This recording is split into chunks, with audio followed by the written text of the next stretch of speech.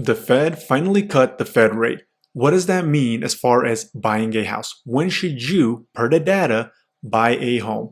If we take a look at this, right here, we see that in July, it was negative 0.3% on the median home price, and the home price fell further in August, negative 2.9%. That is our local housing market here. Now, if we take a look at this article right here, and this was actually released, if we take a look down here, September 18th of 2024, existing home sales, pending sales fall to the lowest level since pandemic start as house hunters wait for mortgage rates to drop further. Now, if we go back over here, this is going to go over median days on market as well. Median days on market to get a home sold, the lowest point in 2024 was 22 days for the median home to get sold. It is up now to 36. So this is August. It took 36 days for those median homes to get sold, median days on market. Now, before we get into this video, look at more data and more articles. Nobody's got your back in Utah like Denko the Realtor. Nobody gives you this information and makes it readily available to you. So do me a favor, smash that like button, help me push this video in front of more people. When you do need a realtor anywhere in Utah, my contact information is down below in the description. Give me a call, send me a text, shoot me an email, and make sure you hit that subscribe button. That way you're notified when new videos drop. Now we see here prices have started dropping, and this is that second half of the year. Now I'm going to get into that a little bit further, but I want to share some other information with you guys and show you things that are happening here locally as well as what's going on nationally so we can dissect a few different things. Now right here, the 10-year rises after the Fed slashes rates. Well, why is the 10-year rising? And if the 10-year is rising, we know that that's the thing that kind of correlates with interest rates the most. And if we take a look here at the mortgage daily interest rates, we see that they were falling, but then they also pivoted. And if we look here in the corner, they've pivoted and gone back up, just kind of like the 10-year saying, hey, the 10-year has gone up. So now we're going to look further into what's happening on the national level. I'm going to show you some stuff on the local level, as well as things that we have to pay attention to of what can impact prices, inventory, and things like that here in our local housing market. And if you want to get on my data sheet of houses where I follow it with you, I help you kind of navigate the housing market, give me a call and I'll set that up for you. I set up a drip campaign. That way you're following. I'm having a lot of people noticing that, whoa, these prices are much lower than they were in the spring. And this sheet helps them pay attention to that because they're getting these notifications on the email, and as well I'm showing them what's going on. So we're paying attention to all that together. So if you want to get onto that and make sure you're following the housing market, give me a call. So we're seeing that these existing home sales and pending sales are falling, right? So this is the chart here that Redfin has. So it's showing what's going on with sales. We see that it's much lower than prior to the pandemic and of course during the pandemic. And if we go to this next article, pending sales are a more current gauge of the housing market activity that includes both existing and newly constructed homes. Fell to the lowest level on record aside from April of 2020. So they were down 1.9% month over month in August in a seasonally adjusted basis and dropped 2.4% year over year. So if we take a look here, this is what they're saying. The only time that it was lower was during the lockdowns. Other than that, since they started keeping data in 2012, this is the worst pending sales market, whatever you want to kind of look at. That's their data, not my data, and they're in multiple different states, multiple different countries. They're a brokerage. They have realtors that work for them, right? So they're kind of analyzing that data. Now, I want to show you what's going on here in our local Utah housing market because that's of more importance, right? Let's take a look here. If we analyze this, we see that inventory is up. So we have 11,300 units compared to 9,239. So this is September 13th. And the way that it is, so right here, it's Friday. Friday is when the housing market peaks. So I'm looking every single time we're analyzing, we're seeing when the market peaks every week. So last week it peaked at 11,300 units. Now, if we go over here to the next one, we see that the discrepancy between last year and this year on the actives, you're seeing the growth here. So you're seeing the growth, and now that growth isn't being as big, and maybe you can even say it's shrinking a little bit here towards the end of the year. However, you see how much more inventory there is, and if I pull this up over here, we see that the inventory levels in August were 11,149 at the end of August in 2024, much higher than 22 and 23, and we see that 11,000 is actually higher than the peaks we saw in October. So we still have about another month per the data of inventory growth left here for 2024. We potentially are going to most likely end up with more than 11,500 at the peak before inventory starts dropping off and going down as the holidays come around. Now, to further kind of look at this right here, we want to look at sold data. So if we analyze the sold data, and this one's actually going to show it to us better, so we'll pull this up. We're looking here, oh, that's active, no show, oh, here we go. So sold data. So right here, we see to start the year off, there was more sales in January of 2024 than 2023. And we see the months are kind of flip-flopping, right? You have it to begin the year, then you have all of a sudden some decreases here. You have some increases, decreases. Essentially, what we're going to have is, if this continues at this where it's kind of flip-flopping, let me pull this up, we're going to have units being sold at one of the worst years in our recent history. We see that in 2023 we had 34,000 units sell. In 2022, because the second half is when we saw that slowdown, 39,000. In 2019, the last pre-pandemic year, 47,000. The start of the pandemic, 2020, we had 52,000. So we see we're negative 13,000 and negative 18,000 for comparing to 2020, and 13,000 for comparing to 2019, the last pre-pandemic year.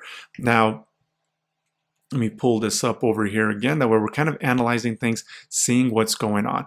Now, if we take a look at under contracts, right, and this is what I've been saying, under contracts have to increase, and have to increase substantially for us to know that, hey, sales are going to start increasing substantially. Well, if we take a look at under contracts, we see here to start the year, there was less under contract, then it started flip-flopping, and it was just a little bit higher under contracts. But looky here at September. So we're analyzing the two bottom lines, the orange line and the blue line. And if we take a look at them, let me remove myself. If we take a look at them, we see that they've been essentially flip-flopped here since March. To start the year, there was less under contract in 2024 than 2023. However, once March came around, it was equal, and then April and later on, there was a little bit higher. However, if we look at September, we see that under contracts have increased more than any other month. However, if you look at the or the yellow line, that's 2022, we're still below that. And if we take a look at 2021, we're way below that. And if we look at 2020, even further below that. The reason that I'm bringing this up is if we take a look over here and we pull this up and we look at prices. So right here is where prices peaked in May of 2022. We had 9 months of consecutive price drops all the way into January, where we had $510,000 on that median home price. Now, if we go back over here and we analyze that, we do see that there's a growth in the under contracts. However, it's still below the 2022 levels, yet inventory levels are much higher right now than they were in 2022. So essentially, the data is all over the place. And if we look at the price charts here, you pull that up here real quick. The first half of the year, prices go up. That's what happened in 2022. And then in 2023, the same thing, right? In January, we bottomed out. Then we saw prices uptick. And then we started seeing prices drop back down here in the second half. And then we saw prices uptick in the beginning here of 2024. And now here, per the data, we're seeing price drops dropping again here in the, oh, well, I lost that one. Anyway, they were up, here it is.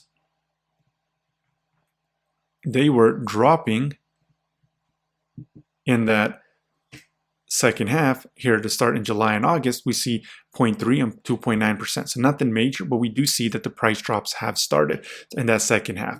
Now, if you're looking in the short run, you're going to have the most inventory in October. And November is when things really slow down. People are out shopping for Christmas. Thanksgiving's around the corner. And then after that, it's Christmas and New Year's. So things really do slow down in November. If you're in the short run, October, November, and at the beginning of December is going to probably present you the best buying opportunities. Now, does that mean that the market has stabilized? Well, one thing that I've said is we have to pay attention to what's going on with the unemployment rate. And if we take a look over here, right, if inventory keeps growing at this pace and inventory is much higher to start the year, and we see inventory growing year over year again to start 2025, maybe we don't see that uptick like we did in 2022 or 2023 and 2024. Now, this right here is what's important to pay attention to. And this right here is the database of the U.S. Bureau Labor Statistics. So if we scroll back down here, this is the unemployment rate, and we see January, February, March, April, May, all the way to December. Now, if we look at 2022, when we saw those price drops in that second half of the year, well, unemployment was still historically extremely low in the mid threes. And then we saw the uptick, and we see here that unemployment didn't really change. And then in the second half of 2023, we see that unemployment went up a little bit, and this is when we saw the price drops in the second half. Now, to start 2024, unemployment was 3.7, 3.9. This is where we saw the uptick. But however, look at unemployment increasing, 4.1, 4.2, 4.3, and then back to 4.2. Now, the Fed is saying that unemployment is most likely going to end the year at 4.4. So if it spirals out of control, then of course that's going to be worse. So if we're having unemployment that's increasing and inventory is higher year over year, and inventory, starts at a higher pace to start the next year, well, that means that there's a potential that these price drops continue. And especially if we see unemployment spiral out of control to the point where we're seeing, for selling, things like that. So you really have to kind of analyze the data, see what you want to do. If you're in that short run, well, per the data, October is when inventory peaks. That's when you have the most to choose from. November, you still have a good amount of inventory.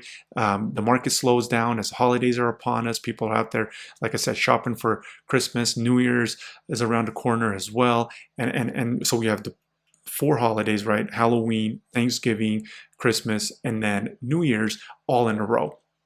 And that's when the market slows down the most. However, if we see this unemployment rate spiral out of control, then we know we're in a full-out recession.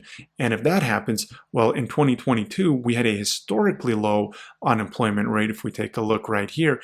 And yet we saw those big price drops where the median price went from 600,000 all the way down to 510,000. So you see that the data is a little bit all over the place.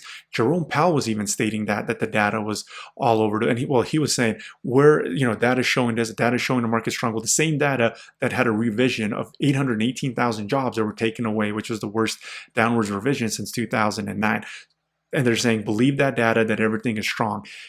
I mean, nothing has stabilized yet. The economy hasn't stabilized yet. The housing market hasn't stabilized yet. The unemployment rate hasn't stabilized yet. So the thing is how long do you want to wait to see how this thing unravels? Nobody has a crystal ball. I don't have a crystal ball, and nobody can predict the future. However, we do see that there's a lot of things here in play. So if we're looking at the data, and like I was saying, you're going to see those better deals in the second half, but that doesn't mean that we're not going to see an uptick or a further downward trend in 2025. We're just going to have to see how this data plays out and what happens with this unemployment rate. This is going to be the big kicker, because if unemployment spirals out of control, so it's one of those things. Do you want to sit on the sidelines, wait, see how things unravel, and if they do pull off that soft landing, maybe then rates do come down to 3%, 4%, and maybe home prices do go up in the spring again, and maybe they continue going up just like they were prior to the pandemic, not even talking about the pandemic. Or maybe we see a recession and then we don't even know where that ends up. So the decision is yours. I'm going to keep giving you this data. I'm going to keep giving this information. If you want to get on the email list where we break down your area, I send them to you, pay attention to it with you, make sure that we're seeing those price drops, analyzing it together. That way you have as much data as you possibly can to see what you want to do in the housing market. And you want to pay attention to what's going on in the economy, with the unemployment rate, with the tech sector, with the commercial real estate sector, the auto sector, because all of this has impacts on the unemployment rate, which is really the biggest thing that we have to pay attention to as far as the strength of the economy. And that's why the Fed did a 50 bips cut instead of a 25 bips cut, because they don't want the labor market to deteriorate. And so again, a lot of things are all over the place. That's what's happening in the local housing market, what's happening nationwide, what's happening with the data. If you haven't subscribed, if you haven't hit that like button, if you need to get hold of me, my contact information is down below.